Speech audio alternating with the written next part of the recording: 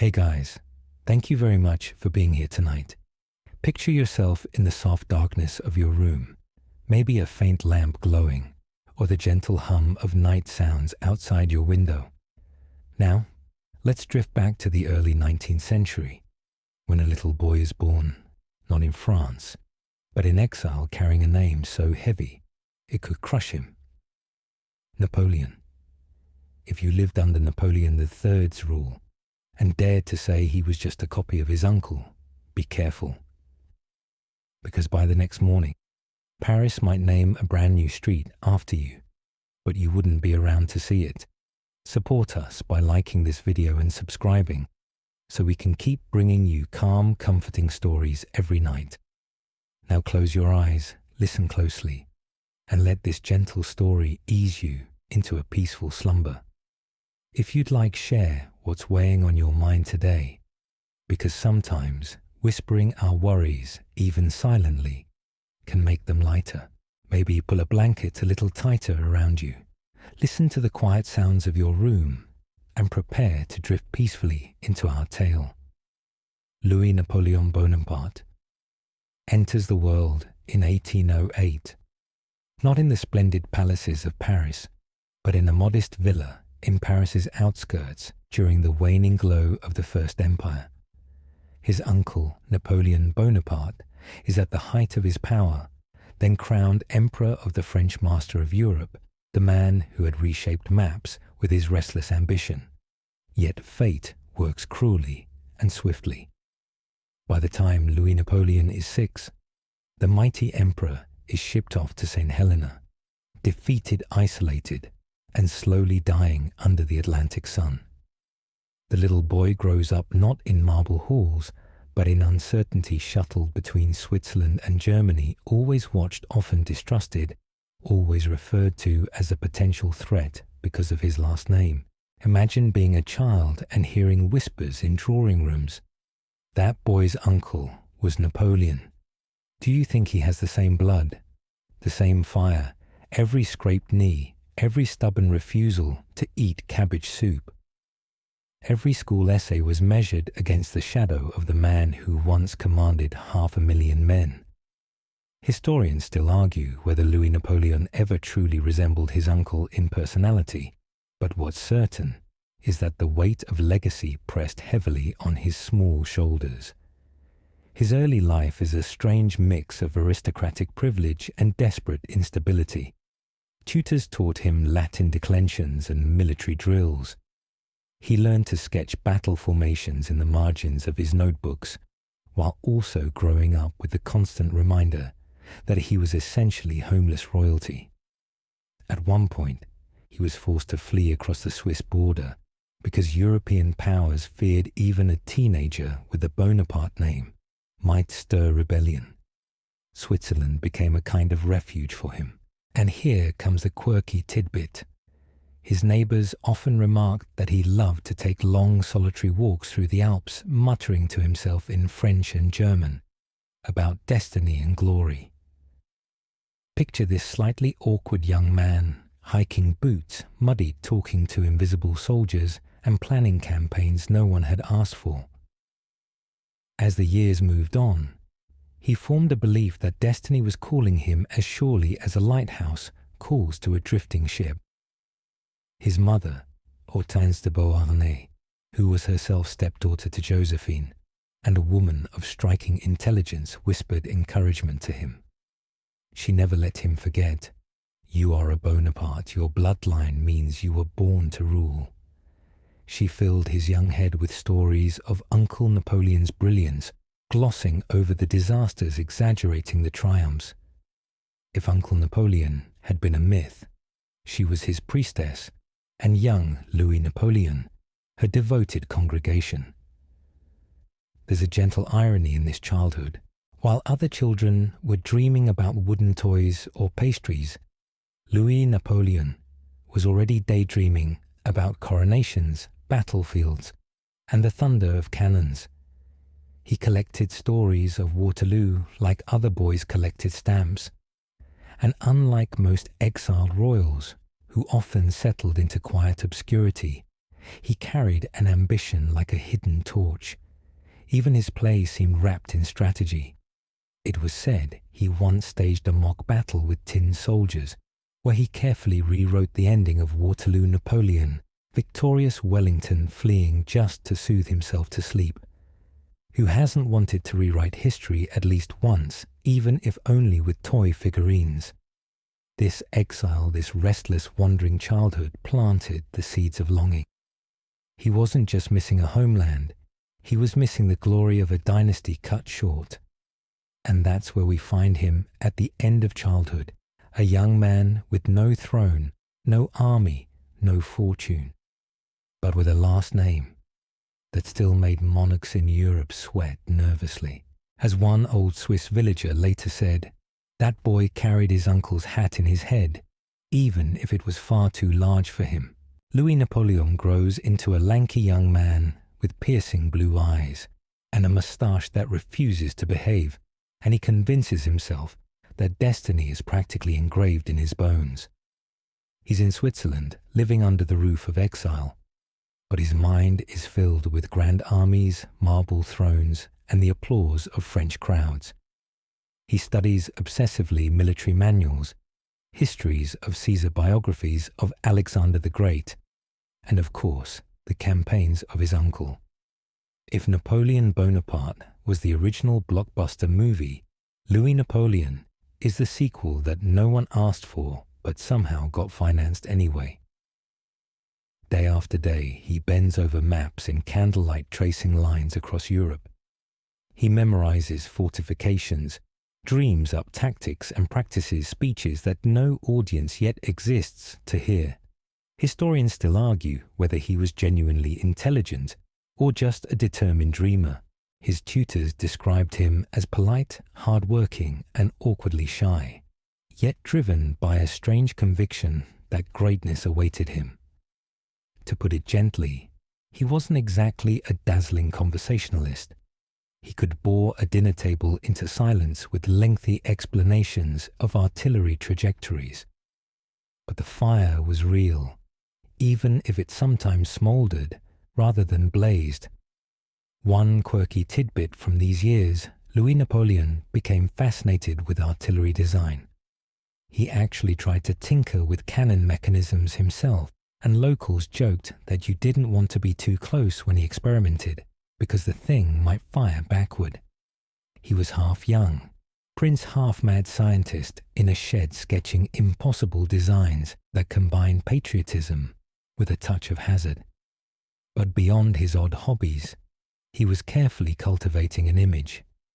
He looked at portraits of Napoleon hand-tucked in waistcoat gaze, steady posture commanding, and practiced imitating the stance in front of mirrors.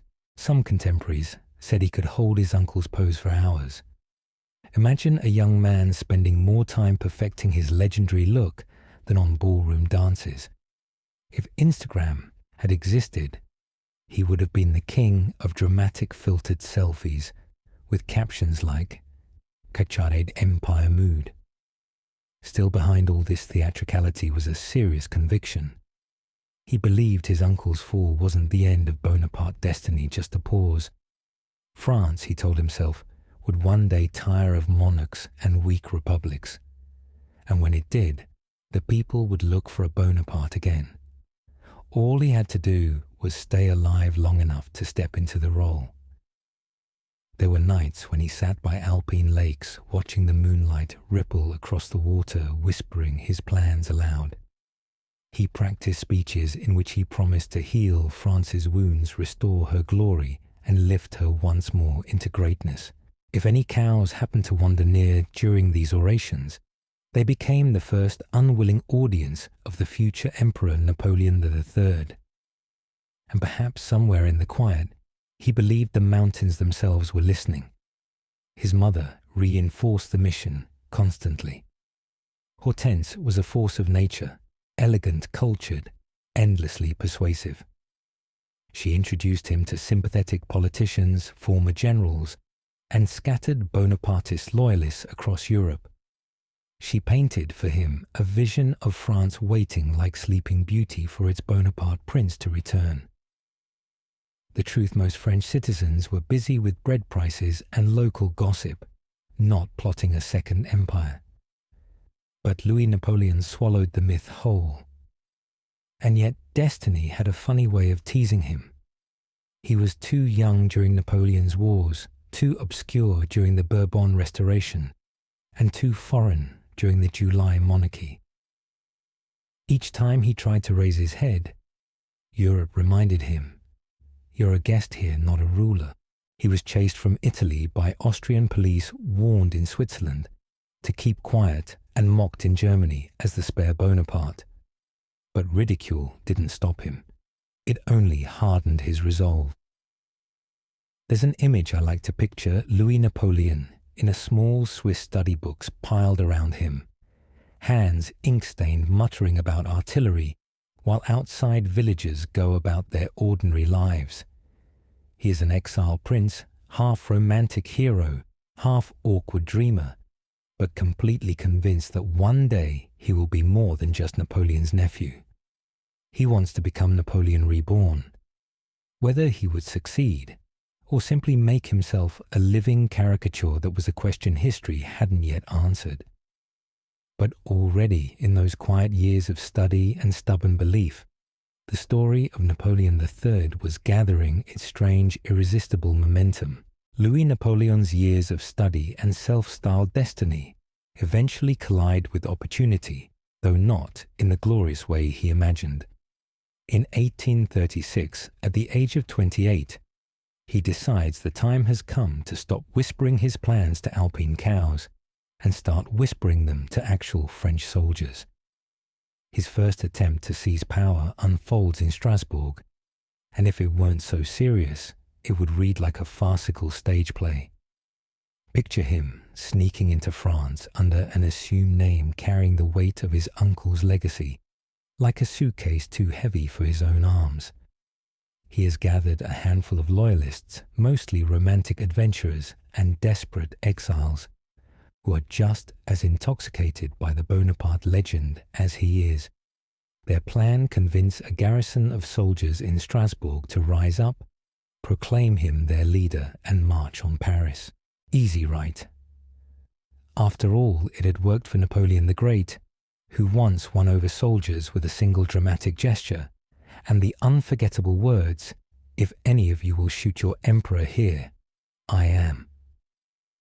But Louis Napoleon is no Napoleon Bonaparte. He enters the barracks, eyes shining, his hand dramatically thrust into his coat, ready to deliver the speech that will ignite France. Unfortunately, the soldiers are more confused than inspired. Instead of roaring cheers, he gets awkward silence and polite blinking. Historians still argue whether he bungled the speech or whether the troops simply weren't in the mood for rebellion, but the result is undeniable.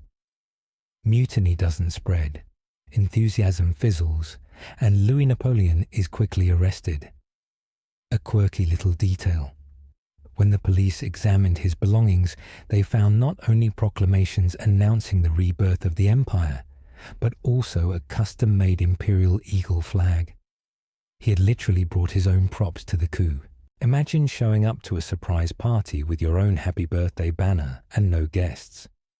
The attempt looked less like destiny fulfilled and more like a historical cosplay convention gone wrong. The French government, though, hesitates to execute him. Why? Because Louis Napoleon is family to several European monarchies by blood, and putting him before a firing squad might cause diplomatic awkwardness.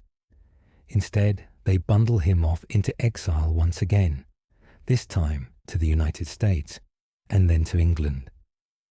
France breathes a sigh of relief, amused by the young man's theatrical foolishness.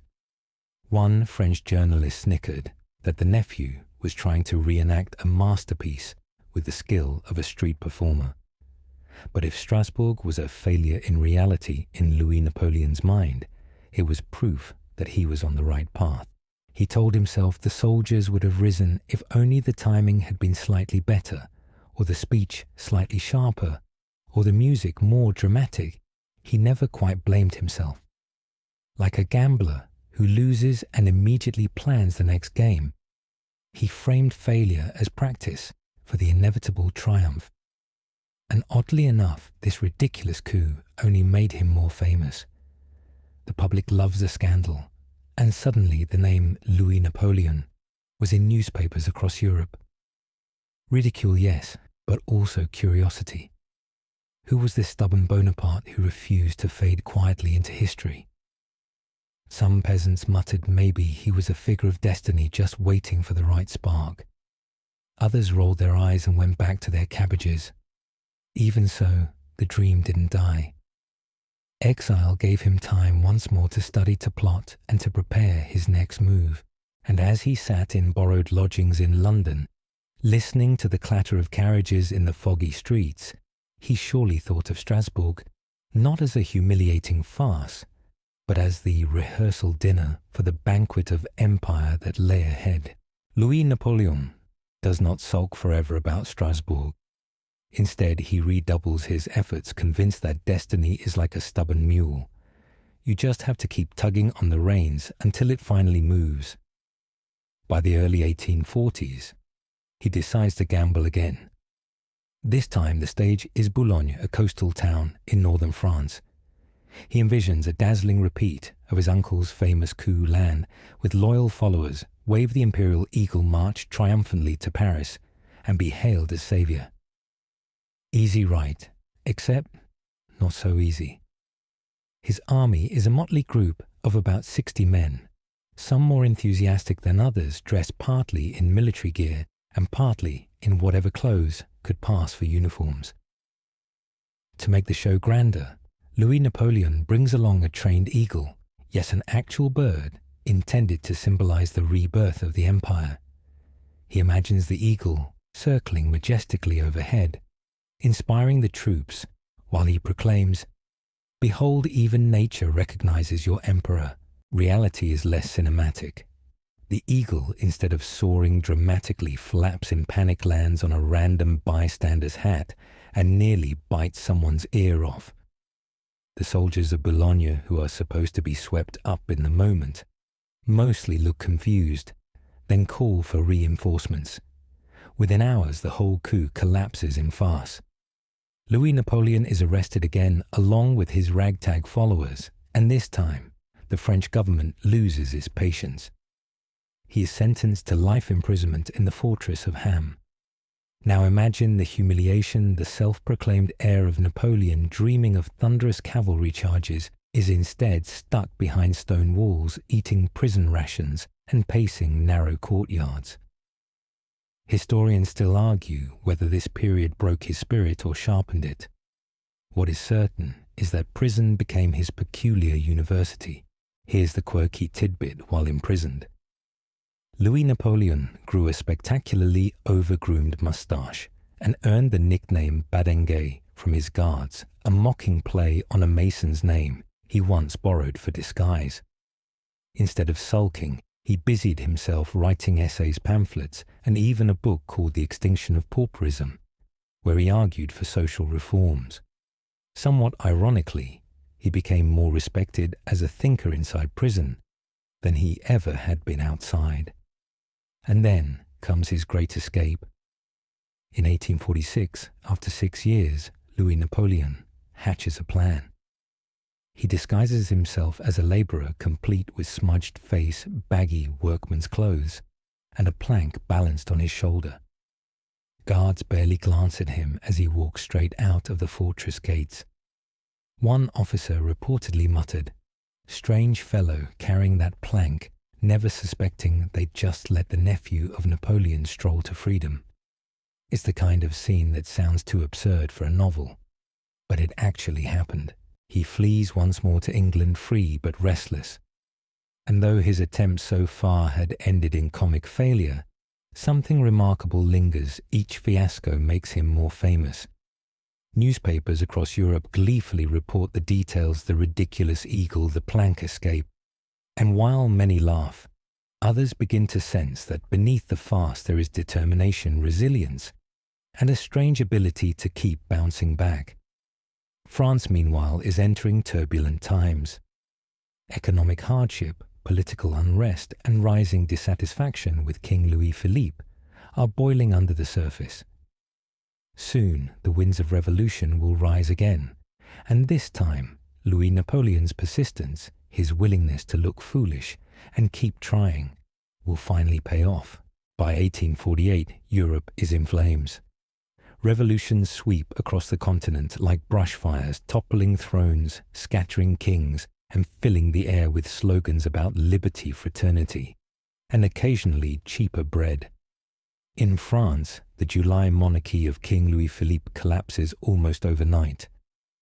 The tricolour flag flutters once more above Paris, barricades sprout like weeds in the streets, and a new republic is declared. Suddenly, the stage that Louis Napoleon has been waiting for all his life is lit and ready. Exiled in London, he reads the news with pounding heart. At last, the moment destiny has promised. He boards a steamer across the Channel, but just to be safe he travels quietly under the name Mr. Smith. Not exactly subtle when a man with a heavy French accent, a Bonapartist moustache, and suspicious enthusiasm for maps calls himself Smith. It doesn't take Sherlock Holmes to figure him out. Still, fortune smiles on him. He slips into France without being arrested. In Paris, the atmosphere is electric. Crowds roar in the squares, newspapers print wild rumors, and politicians scramble to shape the new republic. But amid all this uncertainty, one name stands out like a glowing relic: Bonaparte. To the poor peasants, the veterans of old campaigns, and even the weary bourgeois, Napoleon's memory means glory, stability, and national pride. And here is a man who not only carries the name but has the chin, the moustache, and the practiced pose to prove it. At first, the provisional government tries to keep him at arm's length, worried he'll seize too much power. He's even told politely to leave Paris for a while, a bit, like an uninvited guest at a wedding who insists he belongs at the head table. But Louis Napoleon plays the long game. He begins writing letters to the French people, reminding them of his uncle's deeds, promising social reform, pledging to protect religion, family, and property. It's a carefully balanced message. A little nostalgia for veterans, a little idealism for workers, and a lot of hope for those simply craving stability. Here's the quirky tidbit. Louis Napoleon understood branding better than most 19th century politicians. He had small medallions stamped with his face distributed widely, turning his moustache profile into a pocket-sized advertisement. Imagine political campaign merch 1848 style. If social media had existed, his team would have spammed every feed with Chagichion, vote Bonaparte. Historians still argue whether his appeal was genuine or simply manufactured myth. Did people really believe he could restore the glory of his uncle, or were they clinging to a fantasy in desperate times? Either way, Louis Napoleon leaned into the role. He wasn't trying to escape his uncle's shadow anymore. He was stepping fully into it, almost daring France to mistake him for the ghost of Napoleon reborn. The timing is perfect.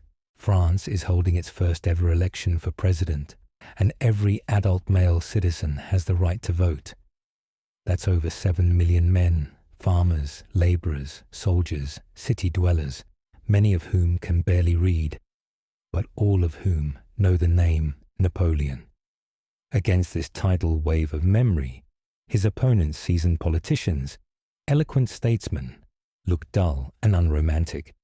Who wants Guizot or Cavaignac when you could have a Bonaparte? And so, as ballots are cast across France, in December 1848, Louis Napoleon watches his destiny unfold. By the time the votes are counted, he has won by a landslide over 5 million votes, far outstripping every rival.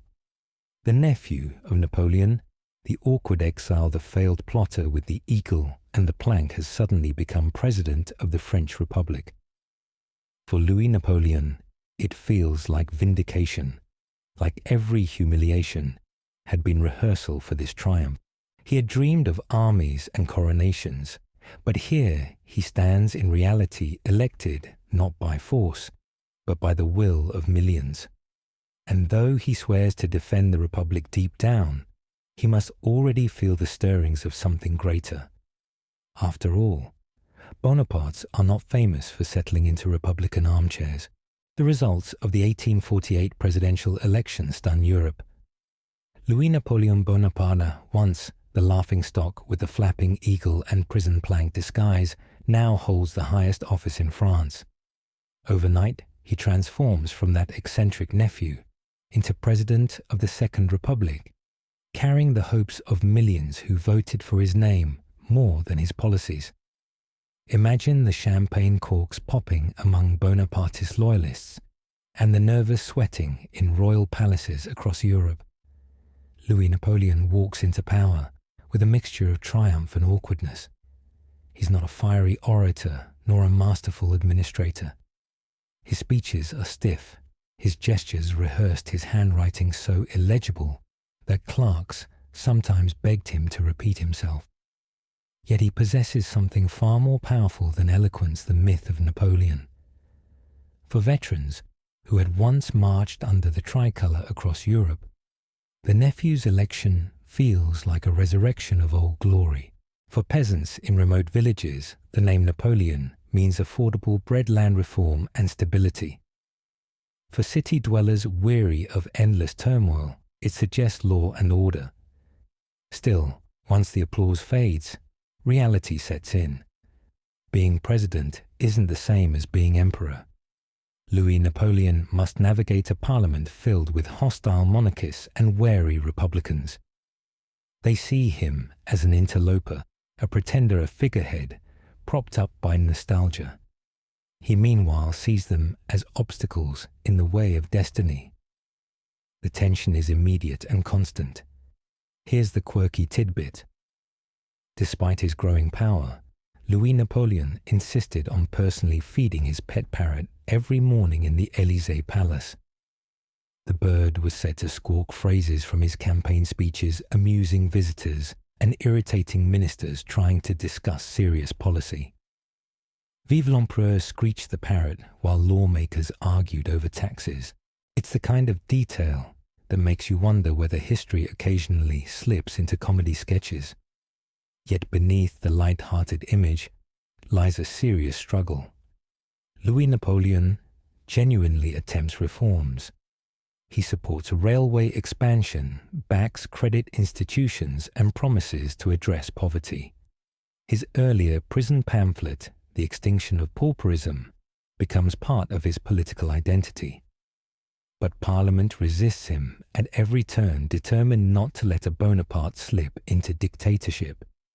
Historians still argue whether his social projects were heartfelt or simply clever tools to win over workers and peasants. Either way, they give him the image of a man of the people against the elite politicians, and he cultivates this image with care.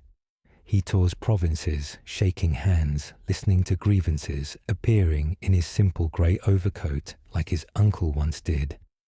Crowds cheer, old soldiers weep, rural farmers kneel and kiss his hands. The Parliament back in Paris groans in frustration, but Louis Napoleon smiles quietly, convinced he's building a bridge straight to the throne. His opponents underestimate him, dismissing him as bumbling and unimaginative. But he plays a long game.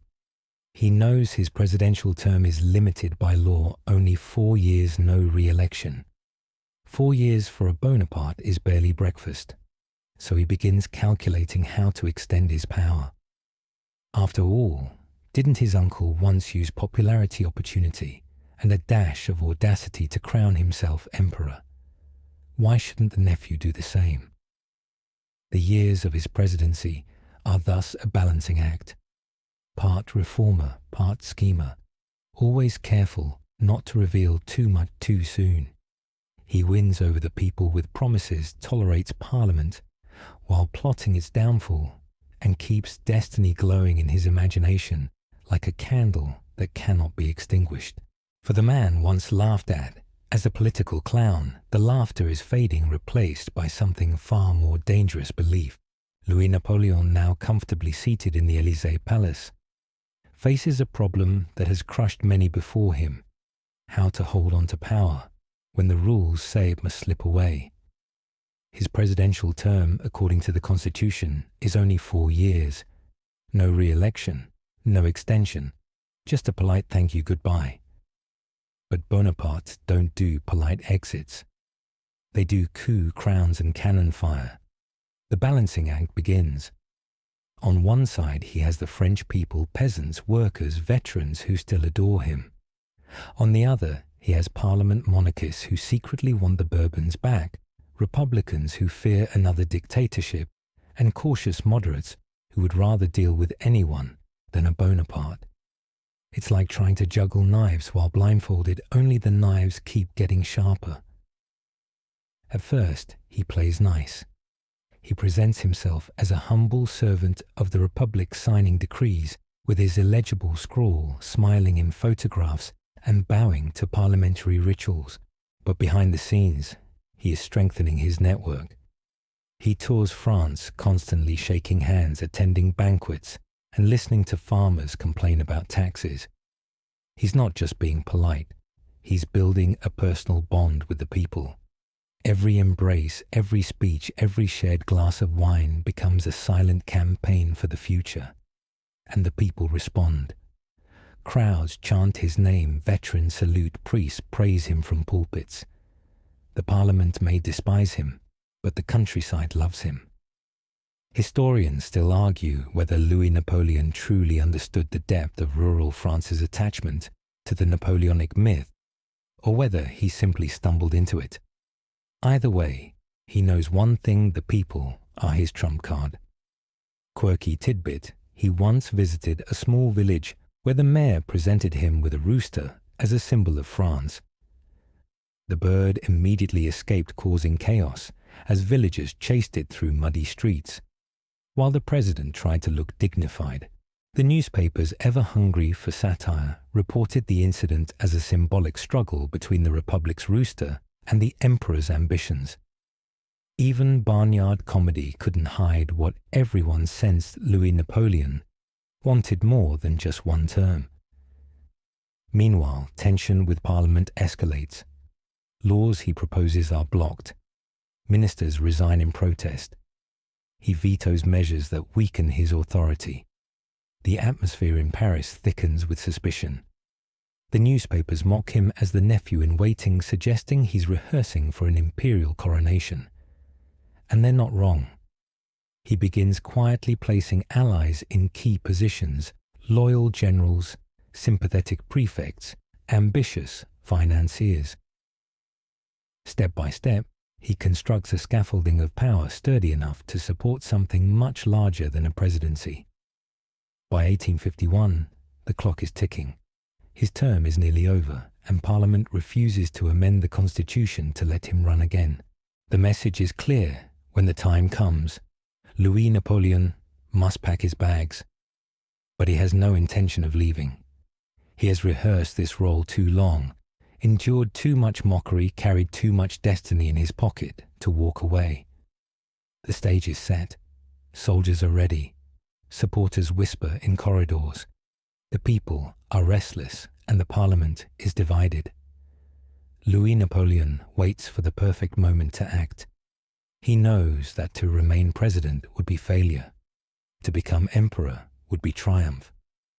He is balancing on a wire strung across history itself, and soon, very soon, he will leap. The morning of December 2nd, 1851. Dawn's cold and grey in Paris.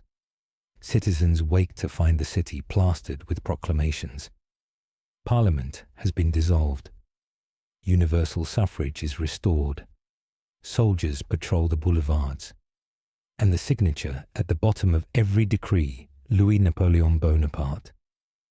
The president has just staged a coup d'etat, ironically, on the exact anniversary of his uncle's coronation as emperor in 1804, and his victory at Austerlitz in 1805.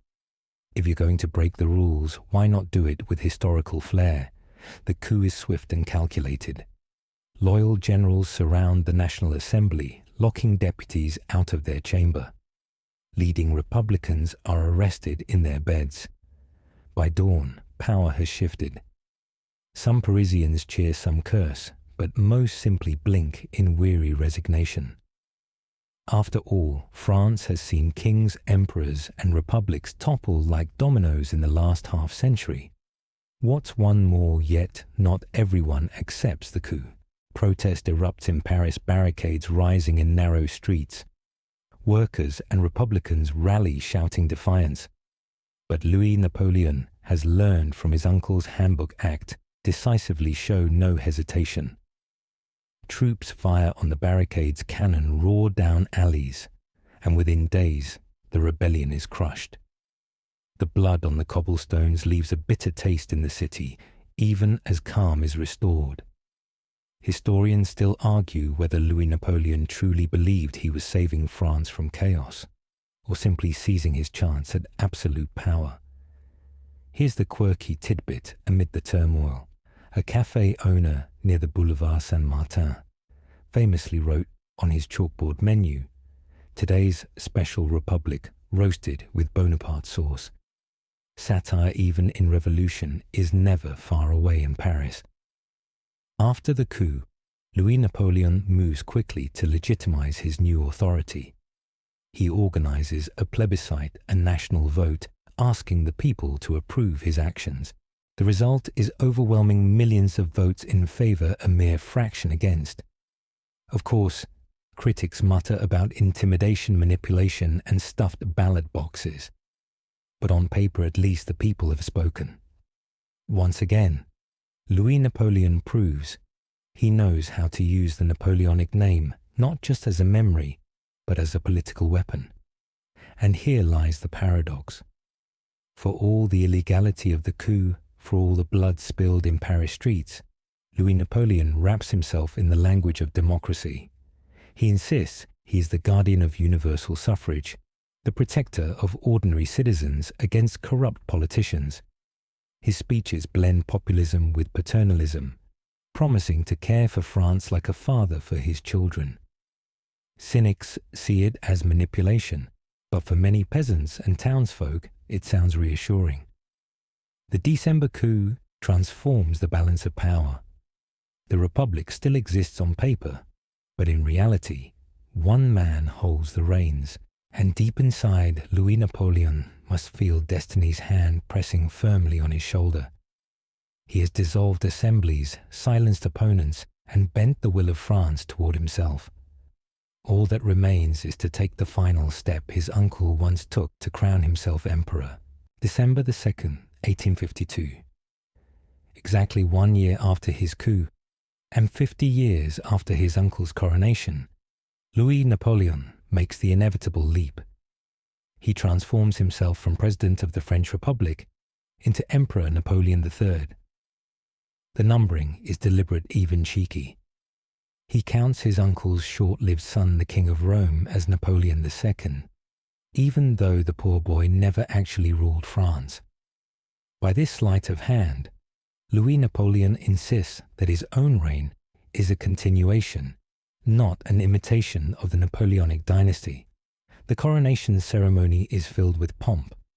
Paris sparkles with banners, music, and fireworks. Crowds cheer as the nephew once mocked for his bungled coup. Parades in gleaming robes. Eugénie de Montijo, his elegant Spanish fiancée, soon to be Empress, dazzles the onlookers. The city hums with celebration, though beneath the applause, one can hear a faint echo of skepticism. Historians still argue whether the cheers represented genuine devotion or carefully staged enthusiasm by officials eager to impress their new emperor.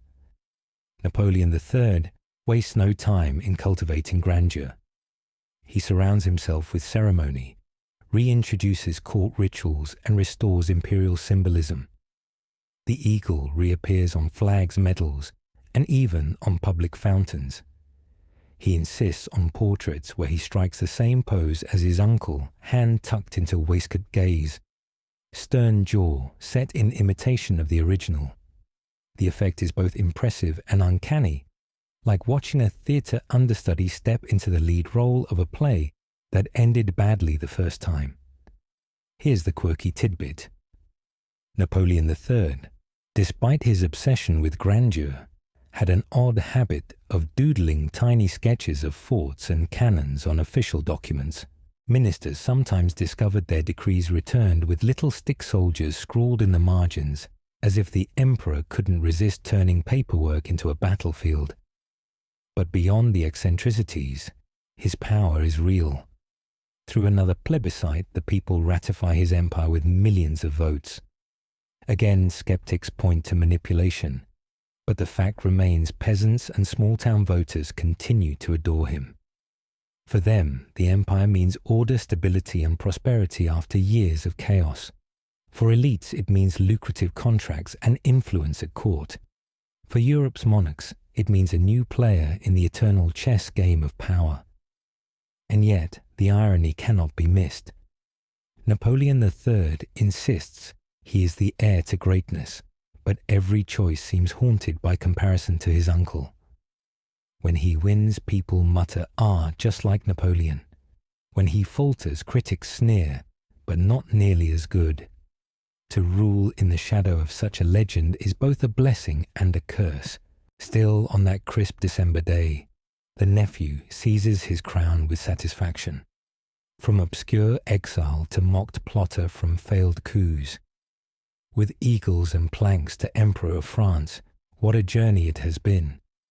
He has finally carved his name into history, not as a footnote, but as a sovereign in his own right. The empire has returned shimmering with promise and peril alike, with the crown secured and the title of Emperor Napoleon III, freshly minted Louis Napoleon, sets out to leave his mark not just on paper, but on stone steel and the very fabric of Paris. If his uncle had left battlefields dotted with triumphal arches, the nephew would leave behind boulevards, gardens, and glittering monuments. His reign becomes a construction project on a scale the city has never seen. At the center of this transformation stands Georges Eugène Haussmann, the prefect of the Seine, a man with sharp eyes, bulldozer energy, and very little patience for medieval clutter. Napoleon III appoints him to redesign Paris, and together they dream of a capital worthy of empire. Gone are the twisting, filthy alleys where rats danced with trash and revolutionaries built barricades. In their place come grand avenues wide enough for military parades and conveniently too wide for barricades to rise again. Historians still argue whether this redesign was meant more for civic pride or crowd control, but the results remain breathtaking. Quirky tidbit. Parisians joked that Haussmann's favorite word was déblayer, clear it away. Whole neighborhoods vanished under his orders, replaced by straight lines, elegant facades, and endless rows of trees. Families sometimes returned from market to find their homes marked for demolition with chalk crosses. It was brutal urban surgery, but out of it came the Paris we know today.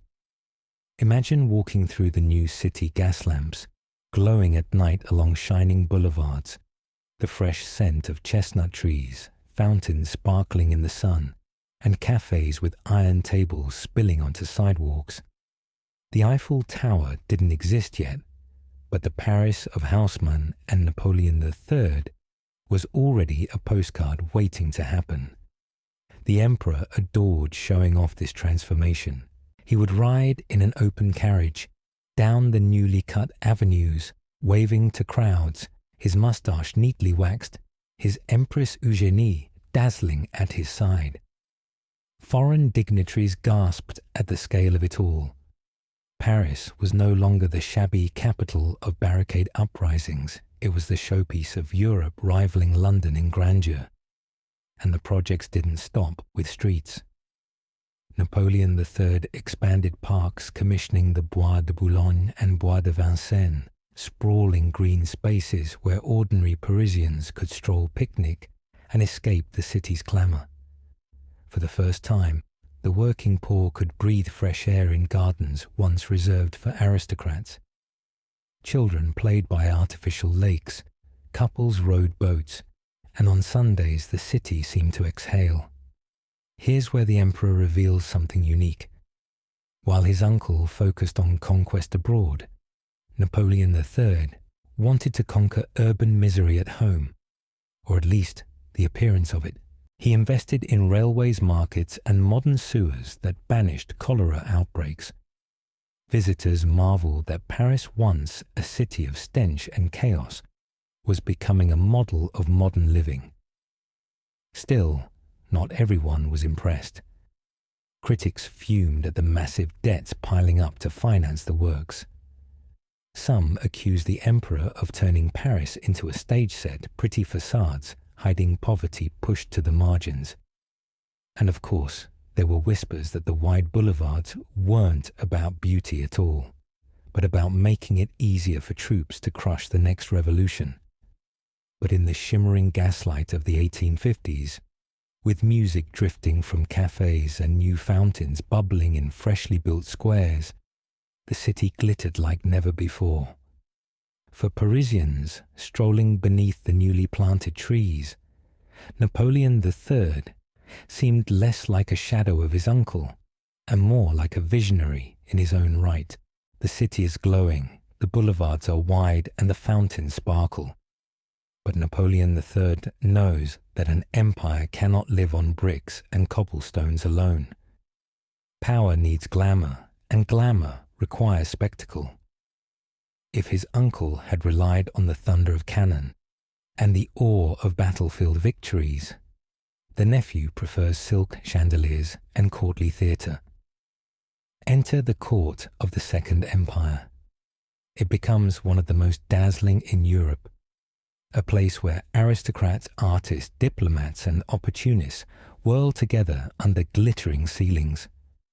The star of this theatre is Empress Eugénie, his Spanish-born wife, whose beauty and fashion sense set trends from Paris to St. Petersburg. She adored extravagant gowns, delicate lace, and jewels that could blind a small country. Whatever she wore, the ladies of Europe copied within weeks.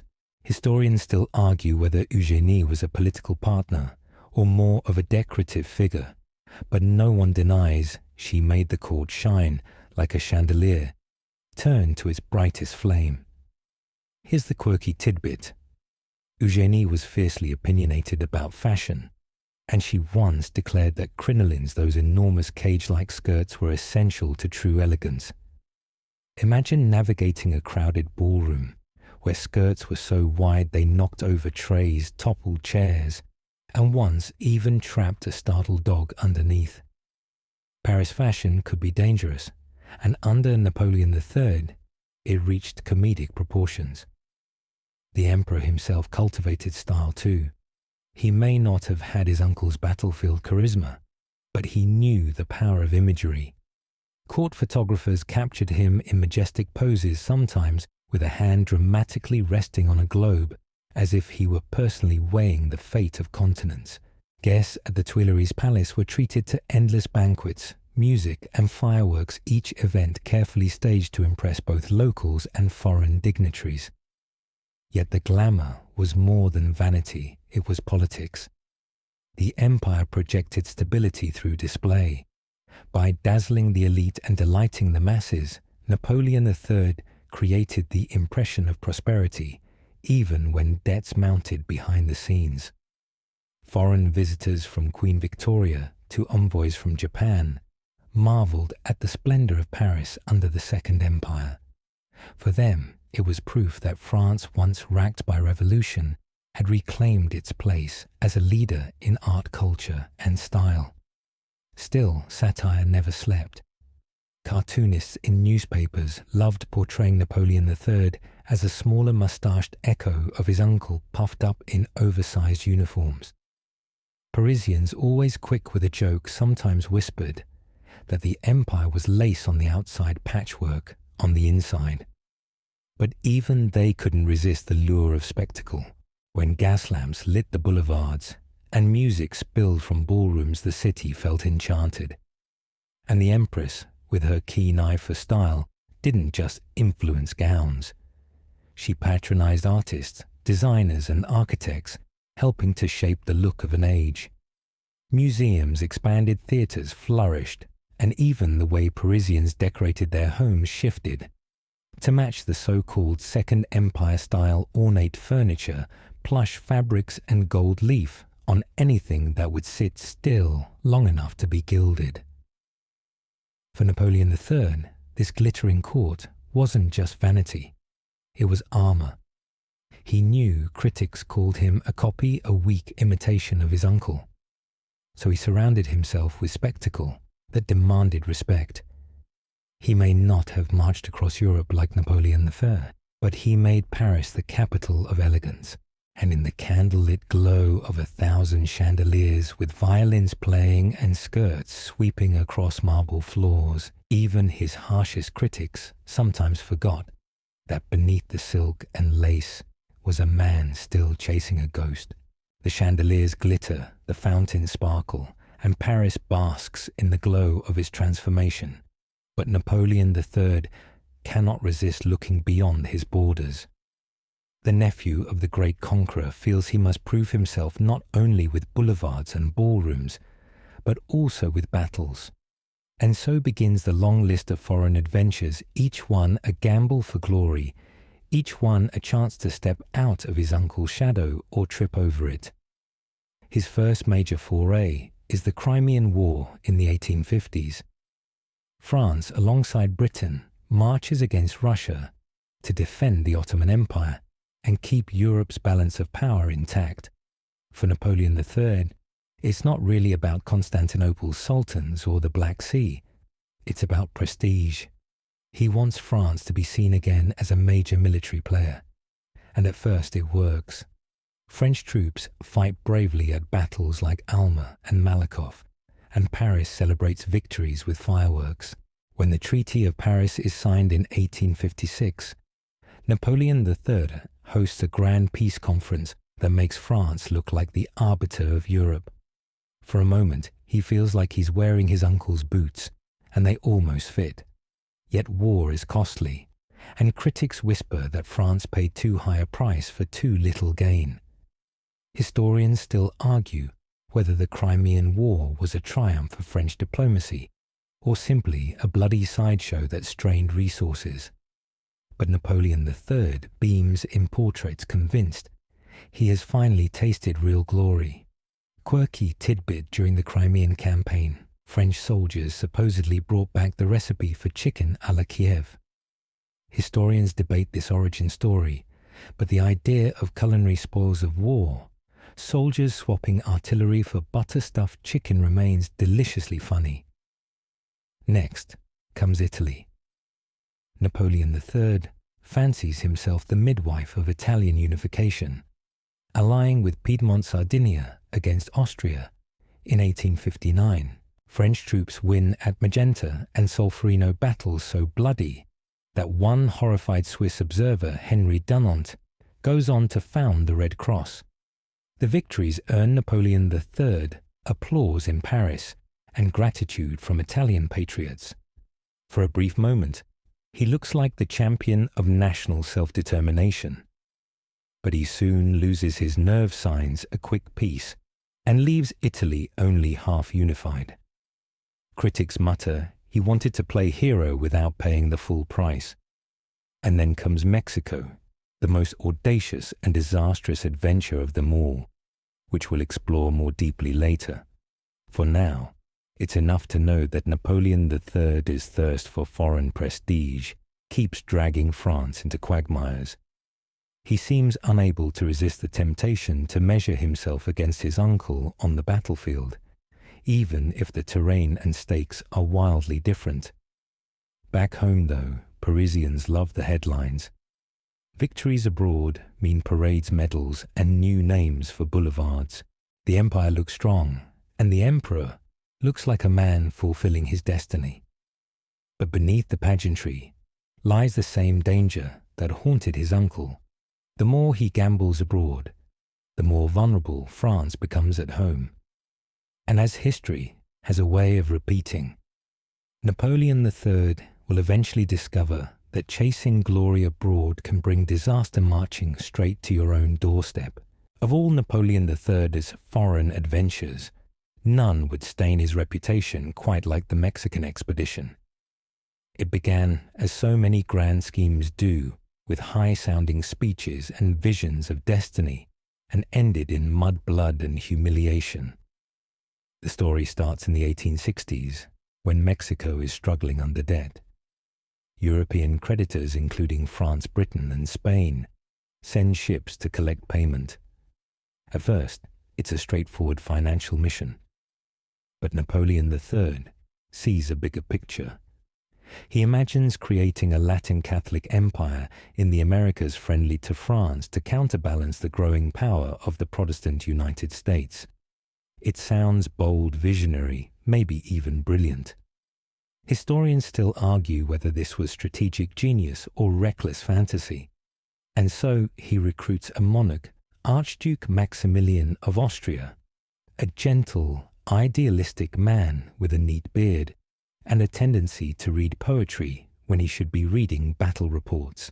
Napoleon convinces him to sail across the Atlantic and become Emperor of Mexico. Maximilian and his glamorous Belgian wife Carlotta accept the crown, dreaming of ruling a romantic empire beneath the blazing Mexican sun. Here's the quirky tidbit. When Maximilian arrived, he brought with him not just advisors and soldiers, but also his collection of exotic plants and birds. He wanted to transform Chapultepec Castle into both an imperial palace and a botanical garden. Imagine unpacking your orchids while rebel armies are gathering outside the city walls. For France, the adventure quickly turned sour. Mexican Republicans led by the indomitable Benito Juarez resist fiercely. Guerrilla fighters ambush French troops. Supply lines falter and disease spreads. The United States, fresh from its civil war, warns Napoleon III to back off, invoking the Monroe Doctrine. But Napoleon presses on, pouring French soldiers and money into the desert. At its peak, some 40,000 French troops slog through Mexico's mountains and jungles, trying to hold a country that refuses to be held. The disasters pile up. French casualties mount. Costs balloon. Newspapers in Paris begin to grumble that the glory looks suspiciously like a quagmire. And worst of all, Napoleon cannot cut his losses without shattering his pride. He hesitates too long. Finally, under pressure at home and abroad, he withdraws French troops in 1867, leaving poor Maximilian stranded. Within months, the Mexican Republicans capture him, put him on trial, and execute him by firing squad. The photographs of Maximilian's last moments, standing calm, hand over his heart, shock Europe. For Napoleon III, it is a crushing humiliation. What was meant to be a jewel of the Second Empire becomes a graveyard of ambition. His critics mock him as a gambler who bet on the wrong card. Satirists draw cartoons of him chasing cactus plants instead of glory. The once dazzling emperor now looks naive, reckless, and weakened. In the candle-lit halls of the Tuileries, he must have felt the shadow of his uncle looming larger than ever. Napoleon Bonaparte lost an empire in Russia's snows. Napoleon III, it seemed, lost one in Mexico's deserts. By the late 1860s, Napoleon III is no longer the glittering figure who rebuilt Paris and dazzled Europe with imperial balls. The Mexican disaster clings to him like a bad perfume, and across the Rhine a far greater threat is gathering. Prussia, under the iron hand of Otto von Bismarck, is rising fast, while Napoleon III spends his time balancing court politics and nursing poor health. Bismarck is forging German states into a steel-hard unity. Napoleon III watches uneasily as Prussia defeats Denmark in 1864 and Austria in 1866. France, once the dominant land power of Europe, suddenly looks small beside this disciplined northern giant. The emperor tries to play the role of mediator and demands compensation, maybe Luxembourg, maybe Belgium, as if carving nations were a matter of rearranging dinner seating. But Bismarck outmaneuvers him at every turn, smiling slyly, while tightening the Prussian grip on Germany. Historians still argue whether Napoleon III misread Bismarck completely, or whether his failing health clouded his judgment. Here's the quirky tidbit. Despite the growing crisis, Napoleon III often escaped into gardening at Saint-Cloud. He cultivated rare orchids and fussed over greenhouse designs, while his ministers fretted about Prussia's armies. Some joked that the emperor was more interested in watering roses than preparing for war. It's an oddly tender image, the man who dreamed of empire kneeling in a greenhouse trimming petals, while Europe shifted around him. But distractions can be deadly. While he gardens, Prussia modernizes its army, perfects rail mobilization, and develops the needle gun, an advanced rifle that terrifies opponents. French generals still basking in the memory of Magenta and Solferino grow complacent. Napoleon III's regime weighed down by debts from Haussmann's Paris, and the Mexican folly lacks the money and focus to match Prussia's build-up. The emperor also faces mounting opposition at home. Liberals push for reforms, Republicans sharpen their pens, and Bonapartist loyalists grumble that their emperor no longer shines. Even Empress Eugénie, fiercely ambitious, whispers that only a victorious war can restore the dynasty's prestige. France, once rebuilt into a showcase of modernity, now feels brittle beneath the gas lamps. Bismarck, ever the chess master, understands this weakness. He doesn't just want to unify Germany. He wants to do it with French hostility as the glue. If France declares war, the southern German states will rally to Prussia's side. And so, he waits, baiting Napoleon III like a fisherman teasing a trout. By 1869, the shadow of Prussia looms so large that even ordinary Parisians sense it. Cafes buzz with rumors, newspapers print caricatures of the stiff Prussian king, and soldiers march proudly in parades unaware of how unprepared they truly are. France is drifting toward a confrontation it cannot afford, and Napoleon III, weary, ailing, and clinging to his image, drifts along with it. The spark that lights the powder keg comes from an unlikely place, the Spanish throne. In 1870, Spain is hunting for a new king, and one candidate shocks Paris, the Hohenzollern Prince Leopold, a relative of the Prussian king. To the French, this feels like encirclement, as though Prussia is stretching long fingers into the Pyrenees. For Napoleon III, already wobbling under the weight of criticism and illness, it seems intolerable. French diplomats rush to demand that Leopold withdraw, and at first, he does. Problem solved. Not quite. Bismarck, ever the master of manipulation, waits for the perfect moment to twist the knife. The French ambassador meets King Wilhelm III at the spa town of Ems to request a formal assurance that no Hohenzollern will ever again be a Spanish candidate. Wilhelm, polite but firm, refuses. He sends a bland report of the meeting to Berlin. Bismarck reads it, smiles his sly smile, and edits it into a sharp, insulting telegram. The Ems dispatch, published in German newspapers, makes it look as though Wilhelm publicly snubbed the French ambassador. Paris explodes in outrage. Newspapers howl that France's honor has been trampled. Crowds chant for war. And Napoleon III, weary, asthmatic, and uncertain, finds himself boxed in. To back down now would look like cowardice. To fight may mean disaster. Historians still argue whether he truly wanted war, or whether he was simply swept away by nationalist fever. Here's the quirky tidbit. While the cabinet debated war, one minister complained that Paris cafes had already printed patriotic menus, wine renamed after battlefield soups after generals. Imagine being pushed toward conflict because the restaurants had gotten ahead of the politics. On July 19, 1870, France declares war on Prussia. Bells ring, crowds cheer, and newspapers predict a swift victory. After all, hadn't Napoleon's eagles once soared across Europe? But this is not the France of Austerlitz. The army is ill-prepared, supply lines disorganized, and rifles inferior to Prussia's needle guns. The emperor himself is in poor health, racked by kidney stones, barely able to ride with the troops. As soldiers march off singing, Eugénie reportedly declares, "Now we are going to war with that Prussian schoolmaster's calculations." She imagines glory banners and perhaps a chance to secure her son's future as heir. But the reality will be harsher than anyone at court dares to imagine.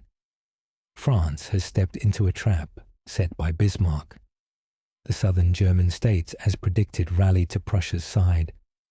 Railroads pour German troops to the front faster than French armies can mobilize. Napoleon III, once dreaming of empire and destiny, now stares at maps with trembling hands, realizing too late that he has stumbled into a storm. The summer of 1870 becomes a nightmare for France. At first, Parisians cheer parades of soldiers marching east, drums pounding, flags fluttering in the breeze. They expect another Austerlitz, another Jena, another glorious memory to pin beside the name Bonaparte. But within weeks, optimism collapses under the weight of grim telegrams. French armies stumble almost immediately. Supplies run short, rail coordination is chaotic, and soldiers march with enthusiasm but little preparation. Meanwhile, Prussia and its German allies move with frightening efficiency. Their troops arrive swiftly by rail, their generals use precise maps, and their modern needle guns fire faster than French rifles. At battles like Worth and Spicheren, French troops are pushed back, leaving bloodied fields and demoralized men. Historians still argue whether French defeat was inevitable, or whether stronger leadership could have turned the tide.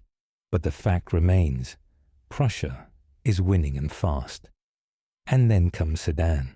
On September 1st, 1870, Napoleon III himself rides with his army to the small fortress town near the Belgian border.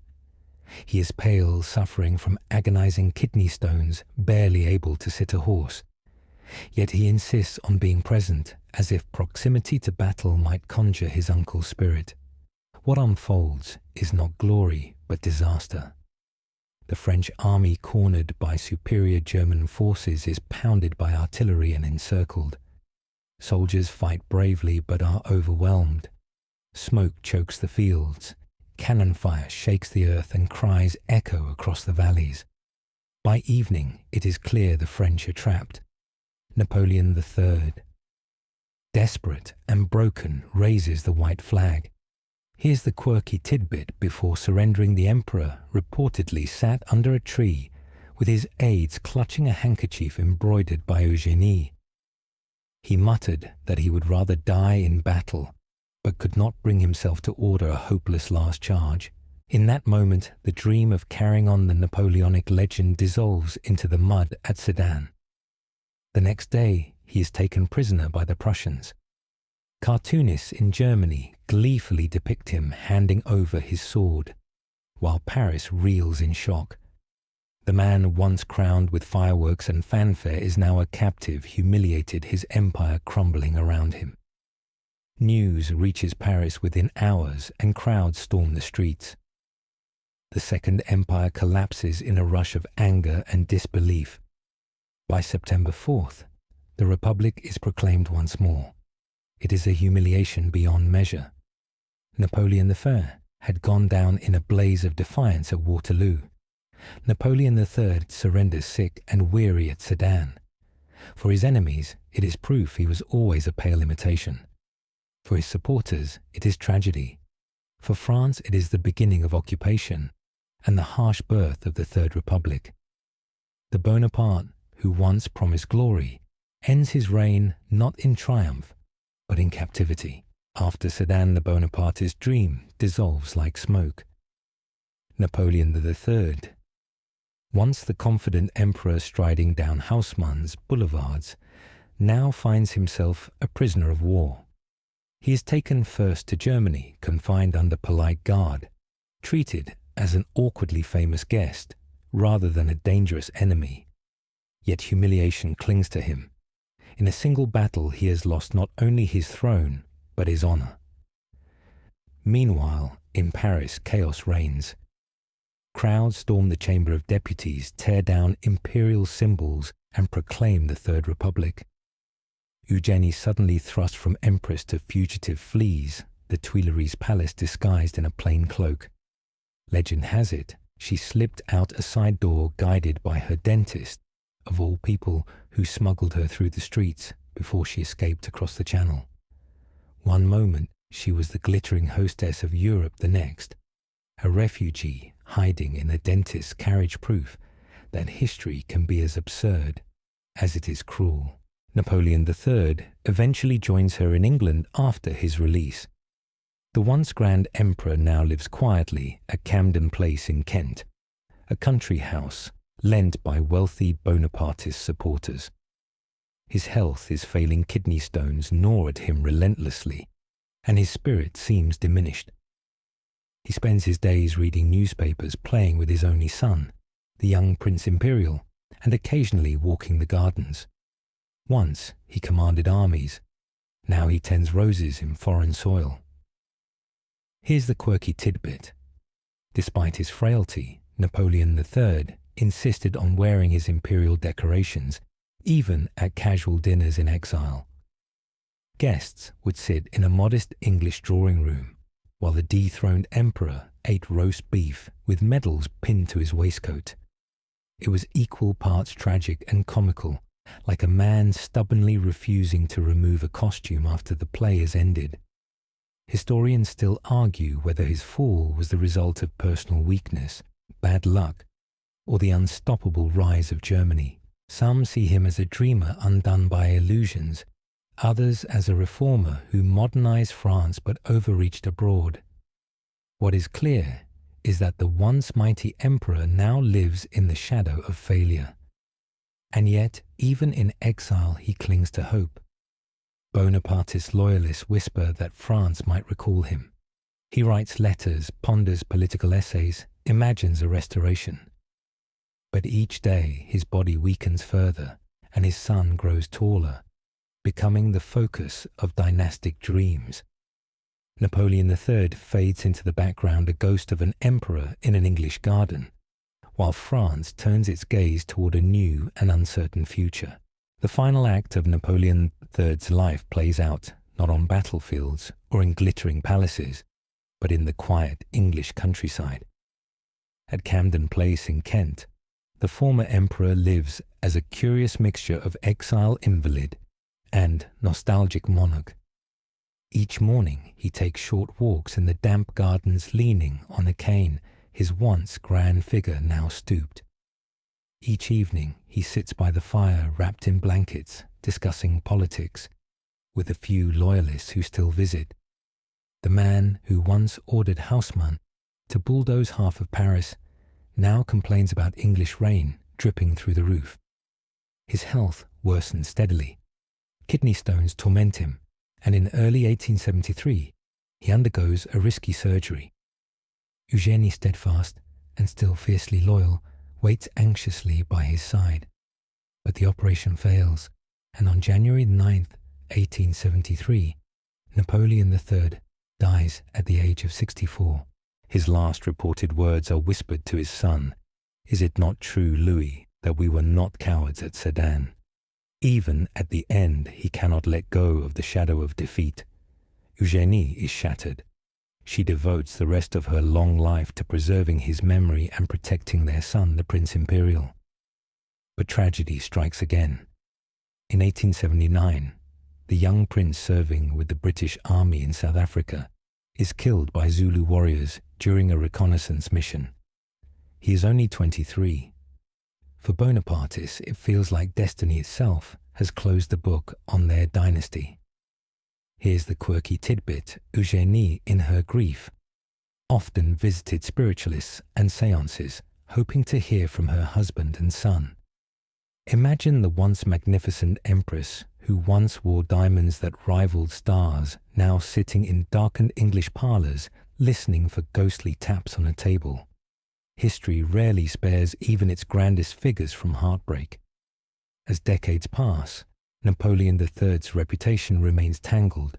Historians still argue whether he was a visionary modernizer who gave France railways, banks, and a magnificent capital, or a reckless dreamer who squandered lives in Mexico and humiliation at Sedan.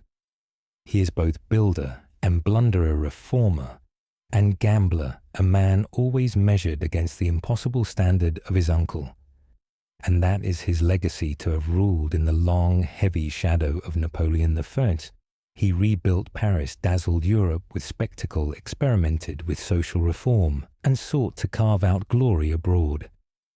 Yet in the end, his empire fell in flames, and his name became a cautionary tale of how copying a legend can end in tragedy. Still, when you stroll the grand boulevards of Paris, sip coffee beneath houseman facades, or wander the leafy parks where children still play, you walk through the living legacy of Napoleon III. For all his failures, he left behind a city that glitters still, and perhaps in that glow, the tired emperor finally achieved a piece of the immortality he so desperately sought. And now, with Napoleon III's story told, let the edges of history soften into dream. Imagine the wide Parisian boulevards at night lit by gas lamps, glowing golden in the mist. The carriages have rolled away, the soldiers have gone, the voices of emperors and revolutionaries have faded into whispers. What remains is the hush of the city itself, steady and calm, breathing quietly like a sleeper at rest. Perhaps you picture yourself there walking slowly under chestnut trees, hearing the fountains murmur. The streets are empty, safe, and endless. Each step carries you further from the noise of battles and politics, closer to the peace of silence. The stones beneath your feet have seen centuries of triumph and failure, but tonight they belong only to you. The shadow of Napoleon, both uncle and nephew, drifts away. No more wars, no more speeches, no more restless ambition. Just the steady rhythm of your breath rising and falling, matching the gentle flow of history itself. If thoughts come, worries about tomorrow, fragments of today, let them float past like leaves on the Seine, carried gently out of sight. Maybe just beyond the boulevards, you see a garden. It is quiet there, a soft place, where the air smells faintly of roses, where the grass bends under moonlight. Someone, an old emperor perhaps, tends the flowers, but his hands are steady, his face serene. The wars are over, the burdens lifted. There is only calm now, and you can share in it. So close your eyes a little heavier. Feel the blanket warm against you, the air still around you, the world outside fading. Let the story slip into silence and allow yourself to drift with it gently, steadily into rest.